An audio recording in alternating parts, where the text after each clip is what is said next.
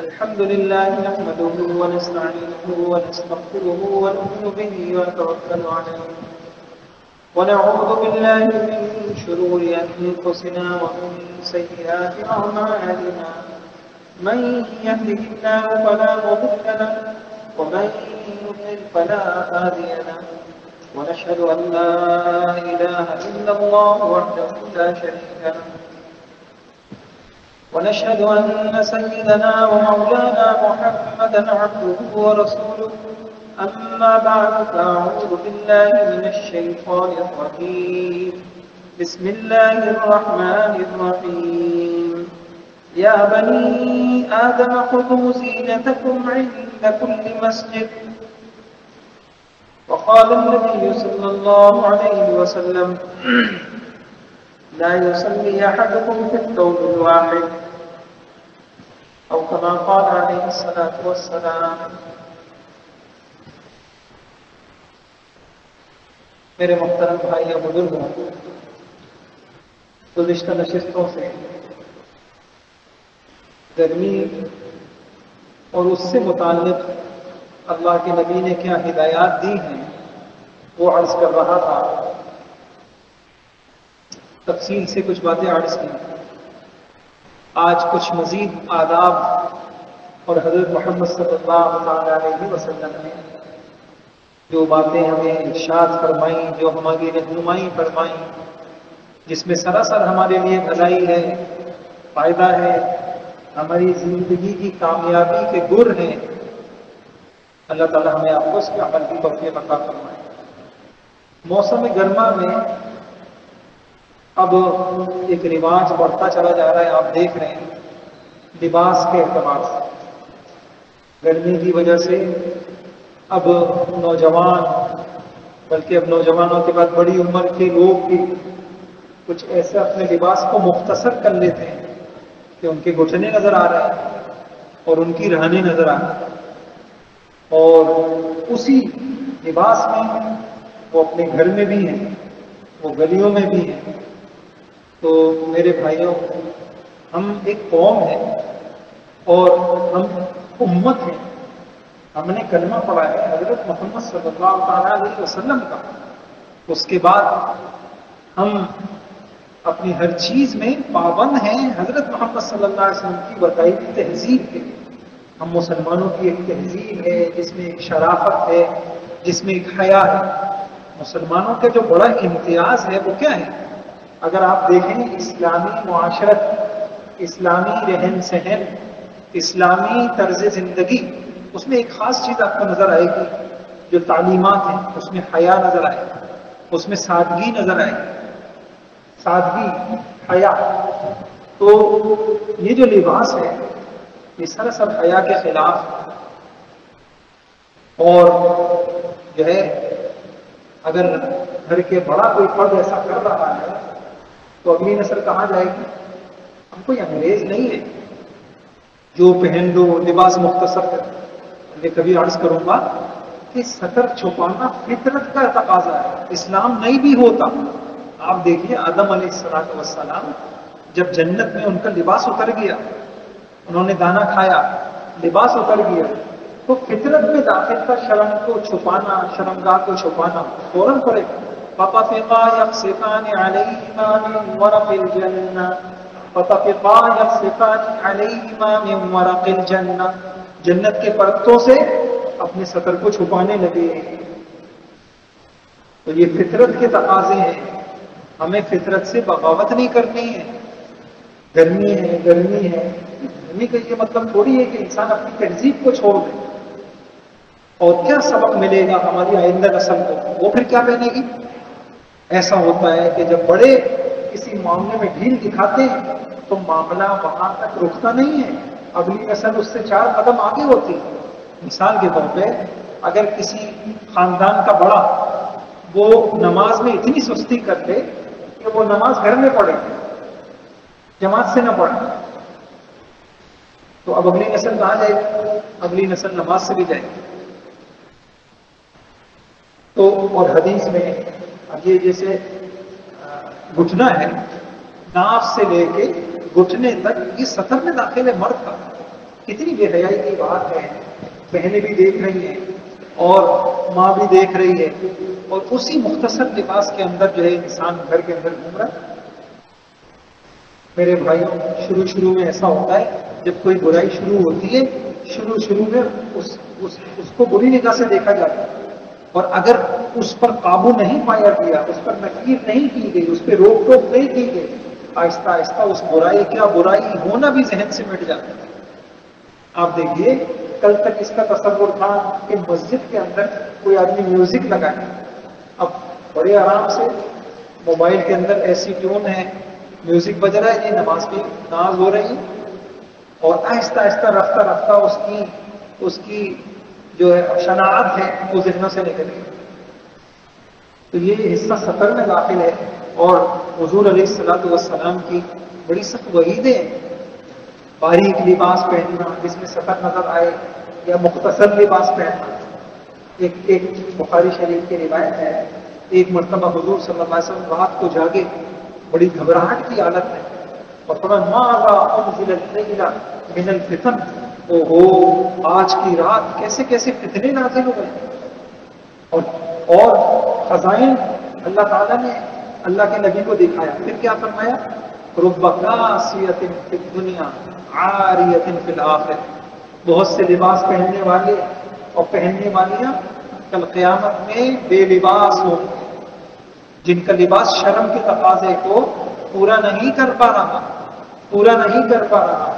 تو کل قیامت میں بے لباس ہوں گے. اور ایک حدیث میں مسلم شریف کی روایت ہے، آپ صلی اللہ علیہ وسلم نے فرمایا دو قسم کے لوگ جو جہنمی ہیں، اور میں نے ابھی تک انہیں دیکھا نہیں ہے، یعنی ابھی ہمارے زمانے میں، حضور کے زمانے میں اس گناہ کا ظہور نہیں ہوا، لیکن حضور پیشین گوئی کے طور پہ فرما رہے آگے اس قسم کے لوگ پیدا ہوں گے.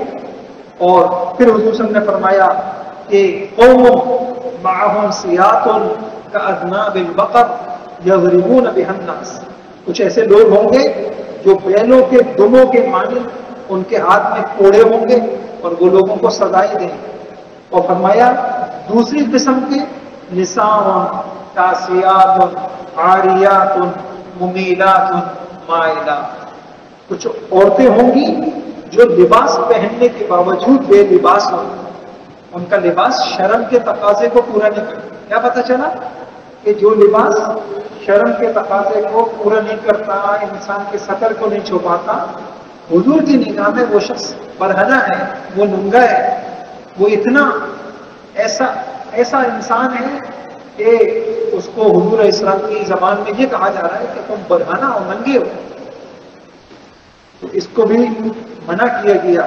اور ایک حدیث میں صاف سنن کی روایت ہے الفخذ عورہ، ران سطر میں داخل ہے، یعنی مسلمان کے پاس اتنا لباس تو ہو جس میں انسان کا سطر چھپے. بہرحال یہ حضور علیہ السلام کی تعلیم ہے، اور اس کا ہمیں خیال کرنا ہے. گرمی اپنی جگہ اور آخرت کی گرمی اپنی جگہ. گرمی میں کوئی ایسا قدم اٹھانا کہ آخرت کی گرمی ہمارے لیے سزا مقرر ہو جائے، یہ کوئی سمجھداری کی بات نہیں. اللہ ہم سب کو آخرت کی گرمی سے بچائے، اور اللہ تعالیٰ ہم سب کو ایسی ذہنیت دے کہ دنیا کے ہر مسئلے سے ہمارا ذہن آخرت کی طرف چلے. آپ صلی اللہ علیہ وسلم گرمی دیکھتے ہیں، لا الہ الا اللہ ما اشد حر هذا اليوم، لا الہ الا اللہ، آج کتنی سخت گرمی ہے. پھر فوراً دعا کیا مانگتے ہیں؟ اللہم اجرنا من حر جہنم، اے اللہ ہمیں جہنم کی گرمی سے بچا. مسئلہ تو یہ ہے کہ کیا گرمی ہے. ہم میں سے کتنے ہیں جن کو گرمی کا جب شکوہ ہو تو ان کا ذہن اس طرح منتقل ہوتا ہے، لا الہ الا اللہ ما اشد حر هذا اليوم اللہم اجرنا من حر جہنم. یہ گرمی کی دعا، کہ اللہ ہمیں جہنم کی گرمی سے بچائے. یہ گرمی ہم سے برداشت نہیں. اچھا، ایک خاص مسئلہ گرمی کے دنوں میں راتیں مختصر، تو فجر کی نماز کا مسئلہ، اور فجر کے نمازی پکے نمازی بھی کم ہو جاتے ہیں، جماعت مختصر ہو جاتی ہے. میرے بھائیوں، فجر کی نماز اس کا ہماری خوشیوں سے بہت گہرا تعلق ہے. فجر کی نماز کا ہماری قلبی سکون سے بہت گہرا تعلق ہے، ہماری اطمینان والی زندگی سے بہت گہرا تعلق ہے۔ اللہ تعالی ہم سب کو فجر کی نماز کا اہتمام کی توفیق عطا فرما دے۔ بڑے سکون میں ہوتے ہیں، ایک خاص قسم کی فرحت محسوس کرتے ہیں وہ لوگ جو فجر کی نماز جماعت سے پڑھتے ہیں۔ اللہ ہم سب کو اس غفلت سے بچائے۔ مسلمان اگر صرف فجر کی نماز پہ آ جائے، ان کی زندگی کے مسئلے حل ہیں۔ وعدے ہیں اللہ کے نبی، میں نے آپ سے عرض کی تھی نا ایک بار، سارا مسئلہ کیا ہے؟ ہمارا غیب کے اوپر یقین بہت کمزور ہو گیا۔ اب اگر کوئی آدمی یوں کہے کہ فجر کی نماز کا ہماری زندگی سے، ہمارے مسائل سے تعلق ہے، تو یہ مولوی کی بات کرتے ہیں۔ ہمارا ایمان کی سطح کہاں پہنچ گئی آپ دیکھیں۔ اگر کسی کو سمجھایا جائے آپ کے مسائل، آپ کی زندگی کی پریشانیاں، اس کی بڑی وجہ یہ ہے کہ آپ فجر کی نماز نہیں پڑھتے، تو اس کو کوئی سیریس نہیں لے، نفسیاتی ڈاکٹر کے پاس چلے جائیں گے، اس کی باتوں کو سیریس لے لیں گے، اور جو ہے مختلف کوئی اور تجویز دے دے دنیا کے اعتبار سے، اس کو سیریس لے لیں گے۔ کوئی ماہر تجربہ محمد صلی اللہ علیہ وسلم کی جو بتا رہے ہیں اس کو آج امت سیریس نہیں لے۔ کیا بات ہے کہ محمد صلی اللہ علیہ وسلم کی باتوں پر وہ اعتماد نہیں رہا۔ ہم جو بھی کہہ رہے ہیں، کلمہ محمد رسول اللہ کا پڑھتے ہیں لیکن ایمان نہیں رہا۔ تھوڑا سا عرض کرتا ہوں، ایک خاص چیز جو فجر کی نماز والوں کو ملتی ہے، اللہ ہم سب کو اہتمام کی توفیق عطا فرمائے۔ مرتے دم تک نیت کریں انشاءاللہ، جتنی اسباب ہم سے ہو سکتے ہوں وہ سارے اسباب فجر کی نماز کے لیے جمع کریں۔ انسان کوشش کر لے سب ہو جاتا ہے۔ صبح فلائٹ ہو تو 3 بجے تک سونے والے بھی تہجد کے وقت اٹھ جاتے ہیں۔ ایک خاص چیز جو فجر کی نماز میں اللہ نے رکھی ہے، وہ انسان کی جانی مالی عزت آبرو کی حفاظت رکھے۔ ایک خاص قسم کی حفاظت کا وعدہ ہے ان لوگوں کے لیے جو فجر کی نماز کا اہتمام کرتے۔ حدیث میں ہے من صلی الصبح، یہ صحیح مسلم کی روایت ہے، من صلی الصبح فهو فی ذمۃ اللہ، من صلی الصبح فهو فی ذمۃ اللہ۔ تصور تو کریے نا، ایک پولیس کی گاڑی مل جائے کسی کو، وہ بندہ چوڑا ہو جاتا ہے۔ ایک گارڈ مل جائے کسی کو دروازے پر، بندہ چھوڑا ہو جاتا ہے۔ ایک گارڈ کے اوپر اعتماد ہے، پولیس کے اوپر اعتماد ہے، حضرت محمد صلی اللہ علیہ وسلم کے وعدوں پر اعتماد ہے۔ کیا فرمایا؟ جس نے فجر کی نماز پڑھ لی وہ اللہ تعالیٰ کی ذمہ داری میں داخل ہو۔ میں نے کہیں پڑھا کہ حجاج جیسا ظالم بھی اس شخص کو کچھ نہیں کہتا تھا جس نے فجر کی نماز پڑھی۔ کیوں؟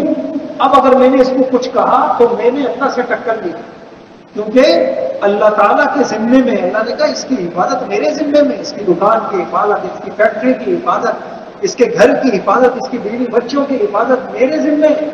اللہ، آج کوئی آ کے کہہ دے، ایک پارٹی والا آ جائے کوئی بدماش اور کہہ دے بھائی ان سے آپ جو ہے صحیح طریقے سے رہیں، آئندہ مجھے شکایت نہ ملے، اچھے ٹیڑھے سیدھے ہو جاتے۔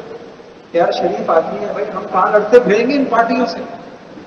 ایک بدماش نے یہ بات کہہ دی، احکم الحاکمین فہو فی ذمۃ اللہ، وہ اللہ کے ذمے میں ہے جس نے فجر کی نماز کا اہتمام، اس کا کاروبار، اس کی جان، اس کا مال، اس کا گھر، اب وہ کیسے حفاظت ہو رہی ہے؟ یہ ہمارے ایمان کا مسئلہ۔ اس لیے میں نے یہ بھی کہیں پڑھا بہت اونچی کتاب میں، جو فجر کے نمازی ہوں ان کو تنگ نہیں کرنا چاہیے۔ حالات آئیں گے آپ کے اوپر، اگر آپ نے فجر کی نمازی کو سے چھیڑ چھاڑ شروع کر دی، آپ نے اس سے تنگ کرنا شروع کر دیا، اس کو ستانا شروع کر دیا، تو پھر آپ کے اوپر ایسے سخت حالات آئیں گے آپ کی زندگی میں کہ آپ پریشان ہو جائیں گے۔ اور فجر کی نماز چونکہ اندھیرے میں ہوتی اور اللہ کا قاعدہ ہے جزا من جنس العمل، جیسا عمل ویسی جزا، جیسا عمل ویسی جزا۔ آپ راتوں کے اندھیروں میں اٹھے، اللہ تعالیٰ نے قیامت کے اندھیرے میں آپ کے لیے روشنی کا انتظام کر دیا۔ یہ حدیث ہے، ترمذی کی ہے، ابو داؤد کی ہے، صحیح کیا فرمایا؟ بشر المشائین فی الظلم الی المسجد بالنور التام یوم القیامہ، جو لوگ راتوں کو اندھیرے میں بکثرت مسجدوں کو جاتے ہیں، عشاء میں جا رہے ہیں، فجر میں جا رہے ہیں، عشاء میں جا رہے ہیں، کل قیامت کے دن ان کو پورے پورے نور کی خوشخبری سنا۔ کون سا؟ آپ کو پتا ہے؟ کہتے دنیا میں بھائی ساری رات بڑی پریشانی رہی، لائٹ نہیں تھا، کوئی کام نہیں ہو سکا، لائٹ نہیں ہے، آج آفس میں کوئی کام نہیں ہو سکا۔ ہاں، ایک قیامت کا دن آنے والا ہے، اس دن بھی ہمیں بہت سخت ضرورت پڑے گی اس نور کی، جو نور ہم یہاں سے اعمال کا نور لے کے جائیں گے، اپنے سینے میں جمع کر کے جائیں گے۔ یوم تری المؤمنین والمؤمنات یسعی نورهم بین ایدیہم وایمانہم، کل قیامت میں پلسرات سے پہلے اندھیرا، اللہ اندھیرا بھی ہو، آگے جہنم ہو، اس پل سے گزرنا ہو، اندھیرا ہو، کتنی سخت ضرورت ہوگی اس دن روشنی کی، کتنی سخت ضرورت ہوگی۔ کیا فرمایا کہ اس دن نور تقسیم ہوگا، یہ تمہارے ایمان کا نور ہے، آگے آگے چلے گا۔ میں قرآن سنا رہا ہوں، یسعی نورہم بین ایدیہم وایمانہم، تمہارے سامنے اب قیامت، اب مرضی ہے آپ کا نور کتنا ہے۔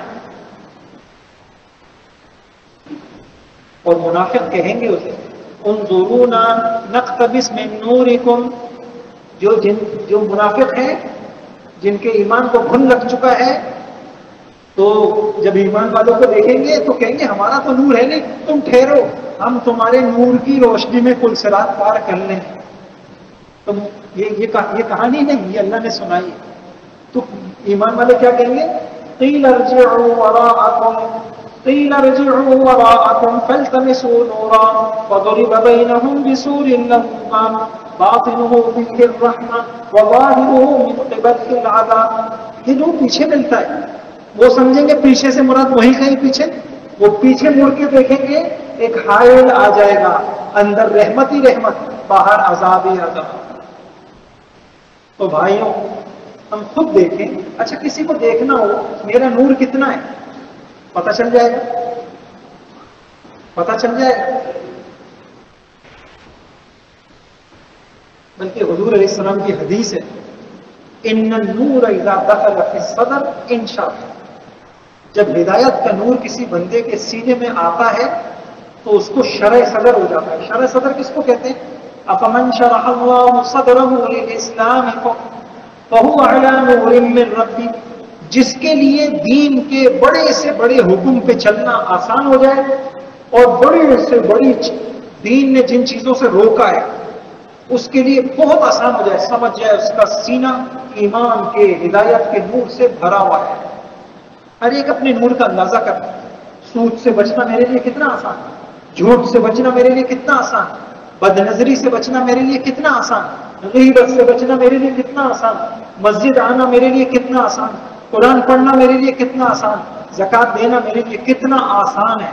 بہت سارے لوگ مل جائیں گے آپ کو، ان کو الحمدللہ اس دور میں ایسے مالدار مل جائیں گے، وہ زکوٰۃ دینا ان کے لیے مسئلہ نہیں ہے، چاہے لاکھوں میں ہو کروڑوں میں ہو۔ بہت سے ایسے مل جائیں گے آپ کو، ان کو آپ کے چاہے 1 گھنٹے کی رات ہو جائے، ان کے لیے مسئلہ نہیں ہے فجر کی نماز۔ اور بہت سے ایسے مل جائیں گے آپ کو جن کے لیے قرآن پڑھنا مسئلہ نہیں ہے، ان کا تو دل ہی نہیں بھرتا۔ کس کے لیے مسئلہ ہے؟ جس کے لیے مسئلہ ہے سمجھ جائے معاملہ اندر کا خراب ہے۔ میں نہیں کہہ رہا، قرآن کہہ رہا ہے، بلکہ قرآن نے اس کو ایک آیت میں بیان کیا، وَمَن يُرِدْ أَن يُضِلَّهُ يَجْعَلْ صَدْرَهُ ضَيِّقًا حَرَجًا كَأَنَّمَا يَصَّعَّدُ فِي السَّمَاءِ۔ ایسی عجیب تعبیر ہے۔ قرآن نے کہا جس کو گمراہ کرتا ہوں، جس کے سینے سے ہدایت کا نور لے لیتا ہوں، جو بے توفیقہ ہوتا ہے، جو نافرمان ہوتا ہے، جس کا سینہ خالی ہوتا ہے، اس کے لیے دین پر عمل کرنا ایسا مشکل ہوتا ہے، اس کا سینہ اتنا تنگ ہو جاتا ہے جیسے کہ پہاڑ پہ چڑھنا۔ آپ نے دیکھا پہاڑ پہ ایک ایک قدم رکھنے پہ سانس پھوٹ۔ ابھی کچھ عرصے پہلے جانا ہوا، وہ سیڑھیوں تھی، انہوں نے کہا جی ہمارا گھر یہاں ہے، ایک ایک سیڑھی پہ قدم رکھنا ہم لوگ عادی نہیں ہے، پہاڑ پہ سیڑھیوں چڑھ، وہ سیڑھیوں پہ چڑھ ایک ایک قدم رکھنا، بس ایسا لگتا ہے کہ دل ایسے دھک دھک کر رہا ہے کہ دل باہر آ جاتا ہے۔ ایک قدم رکھنا، بس یہی کیفیت ہوتی۔ ایک آیت پڑھنا مشکل، اللہ کا ایک حکم پہ چلنا مشکل، مسجد کی قدم طرف قدم اٹھانا، مسجد میں اذان، نماز کے بعد مسجد میں بیٹھنا مشکل اگر ہو رہا ہے، قرآن کھولنا اگر مشکل ہو رہا ہے، تسبیح پڑھنا اگر مشکل ہو رہا ہے، دعائیں پڑھنا اگر مشکل ہو رہا ہے، سمجھ جائیں دل کا کباڑا ہوا ہے، آخرت کا معاملہ بہت خراب ہے۔ بھائیوں دل ہی تو ہے، اللہ کچھ نہیں دیکھیں گے، اللہ کی قسم اللہ کچھ نہیں دیکھیں گے، نہ میری گاڑیوں کو، نہ میرے بنگلوں کو، نہ میرے کا کیا چھوڑ کے آئے ہو بچوں کے لیے، نہیں، دل دکھاؤ، دل دکھاؤ۔ اس لیے بھائیوں احتساب کیا کریں، دیکھا کریں میں آخرت کی سطح، میں نے بہت کچھ کر لیا، میں ایمان کی کس سطح پہ کھڑا ہوں، میں عمل کی کس سطح پہ، مجھ سے اللہ کتنے راضی ہیں۔ اللہ کی قسم قریب موت آئے گی اور سب دھرا رہ جائے گا، پھر حسرتیں ہوں گی، یوم الحسرہ، اس دن حسرتیں ہوں گی، اس دن شرمندگیاں ہوں گی، اس دن اپنے کیے پہ افسوس ہوگا، اس دن آدمی اپنے ہاتھ کو چبائے گا، کاٹے گا۔ اللہ مجھے آپ کو غفلت سے رکھے۔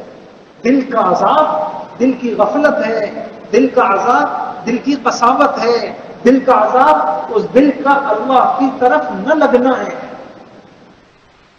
ایک آدمی اندازہ کرے کہ کتنے گھنٹے میں واٹس ایپ اور یہ چیزیں استعمال کرتا ہوں اور کتنے منٹ میں قرآن استعمال کرتا ہوں۔ بلکہ علماء نے لکھا ہائے ہائے جب دل اچھا ہوتا ہے تو اب ایسی کیفیت اللہ دیتے ہیں کہ قرآن سے کبھی جس کا دل قرآن سے بھرے نہیں، سمجھ جائے یہ سلامتی والا دل۔ تو بھائیوں اللہ مجھے بھی توفیق عطا فرمائے، آپ کو بھی توفیق عطا فرمائے۔ فجر کی نماز بہت ضروری ہے، اور فجر کی نماز کی خاص فضیلت آپ کو سناؤں۔ ایک حدیث میں حضور نے فرمایا کل قیامت میں اللہ کی زیارت کرو گے اور ایسے زیارت ہوگی، اتنی واضح زیارت ہوگی جیسے چوٹی کا چاند دیکھتے ہو، سب کو نظر آتا ہے، سب کو نظر آتا ہے۔ پھر کیا فرمایا، اگر تم سے ہو سکے کہ تم رات کی نماز اور فجر کی نماز نہ چھوڑا کرو تو یہ کر لو۔ اب اس کا کیا تعلق اللہ کی رویت سے؟ میں نے دیکھا محدثین نے لکھا کہ اللہ کی خاص رویت، یہ انعام فجر کی نماز کا اہتمام کرنے والوں کو ملے۔ فجر کی، جی ہاں، جو بھاگے بھاگے ایسے وقت میں اللہ کی زیارت کو تڑپتے تو اللہ انعام دیں گے کہ ہاں تم ہو اہل، آؤ میں تم کو اپنی زیارت کراؤں۔ جب سب سوتے تھے تم بستر چھوڑ کر تم میری زیارتوں کے لیے، نماز کیا ہے؟ یہ اللہ کی زیارت ہے، یہ اس کی بارگاہ ہے، اس کی بارگاہ کی حاضری ہے، تو یہ انعام ملے گا۔ اور یہ خاص انعام فجر کی نماز کا کیا ہے؟ یتعاقبون فیکم ملائکۃ باللیل وملائکۃ بالنہار، دو نمازوں میں، فجر کی نماز میں اور عصر کی نماز میں فرشتے خصوصی طور پہ جمع ہوتے ہیں۔ صبح والوں کی ڈیوٹی، رات والوں کی ڈیوٹی، آگے جی ان دو نمازوں اور فرشتوں کا اجتماع، یہ رحمتوں کی نشانی ہے۔ کسی مقام، کوئی ایسا مقام ہے جہاں فرشتے ہیں، اس کا مطلب ہے وہاں اللہ کی رحمت ہے۔ اور 5 نمازوں میں خاص طور پہ جو فرشتے ہوتے ہیں، اور بلکہ قرآن میں ہے نا ان قرآن الفجر کان مشہودا، فجر کے اندر تو فرشتے آتے ہیں قرآن سنا رہا، اور فرشتوں کا آنا اللہ کی رحمت ہے۔ جہاں فرشتے ہوں گے آپ کے دل میں سکون ہوگا۔ مجھے ایک حدیث سے یہ بات ذہن میں آئی، حدیث میں ہے کہ جب تم مرغے کی آواز سنو تو صلی اللہ من فضلہ، تو اللہ سے کہا کرو اے اللہ اپنا فضل دے دے۔ اب ذہن میں آتا ہے کہ مرغے کی اذان اور اللہ کے فضل کا جوڑ کیا ہے؟ آگے حدیث میں کہا اس لیے کہ مرغے نے فرشتے کو دیکھا ہے، یہاں کہیں قریب میں فرشتہ ہے، تو فرشتے کو دیکھا ہے، تو فرشتے کا آنا یہ نشانی اللہ کی۔ آپ نے نہیں پڑھا سورہ قدر میں یہ جو لیلۃ القدر ہے، اس کی برکتوں کو جب بیان کیا جا رہا ہے، کیا بیان کیا جا رہا ہے؟ تتنزل الملائکہ، یہ کیوں برکت والی رات ہے کہ فرشتے اترتے ہیں اس رات میں۔ بس یہ ایک ہی بات ہے۔ اور میں نے، اللہ نے توفیق دی، ایک کتاب لکھی، میں نے کہا کہ یہ ہمارے گھروں میں کی پریشانیاں کیسے دور ہوں۔ میں نے کہا جس کے گھر میں فرشتوں کا نزول ہے اس کے گھر میں سکون ہی سکون۔ اب خود سوچ لے، حدیثیں جمع کر لے، کسی مولوی کی نہیں سمجھ میں آتی نہ سنے، حدیثیں دیکھے، قرآن دیکھے، فرشتے کس گھر میں آتے ہیں اور کس گھر سے بھاگ جاتے ہیں، پھر اپنے گھر کا محاسبہ کرے کہ میرے گھر میں فرشتے زیادہ ہیں یا شیاطین ہیں. ختم بات. اپنے گھر میں میرے گھر کا ماحول کیسا ہے، حدیثوں سے چیک کرے، محاسبہ کرے، جائزہ لے اور پھر دے دے. بس پریشانیوں کا سبب یہ ہے. تو فجر کی نماز میں خاص طور سے فرشتے آتے ہیں. ابھی کچھ دنوں پہلے میں نے پڑھا، امام راضی رحمۃ اللہ علیہ نے لکھا کہ فرشتے فجر کی نماز میں خاص قسم کا نور لوگوں کو ملتا ہے. جو فجر کے نمازیوں کے سینوں سے ایک نور نکلتا ہے جو آپس میں ایک دوسرے کو نصیب ہوتا ہے، اس کی وجہ سے ایک خاص قسم کا سکون اللہ ان کی زندگیوں میں اتارتا ہے. بھائیوں، یہ غیبی چیزیں ہیں، جب تک اس پہ ایمان نہیں آئے گا اس وقت تک عمل کی توفیق نہیں ہوگی. ایمان اس لیے بنیاد ہے. آپ دیکھیے قرآن کا پہلا صفحہ کھولیے، الذین یؤمنون بالغیب. اگر غیب پہ ایمان کرتے ہو تو پھر آگے قرآن سے فائدہ اٹھا سکو گے. اگر تمہارا ایمان ہی کمزور ہے ان باتوں کے اوپر، تمہارا ایمان ہے ڈاکٹروں کی باتوں پر، تمہارا ایمان ہے مشاہدوں کی باتوں پر، تمہارا ایمان ہے ناسا نے کیا کہہ دیا اور فلاں نے کیا کہہ دیا، فلاں سائنسدانوں نے کیا کہہ دیا، چونکہ ہم وہی سنتے ہیں، ہمارے ذہنوں میں وہی بیٹھا ہوا.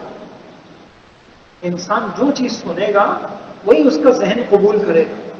قرآن پڑھے گا، سنے گا، اس کو سمجھے گا، اس کے دل میں ایمان آئے گا.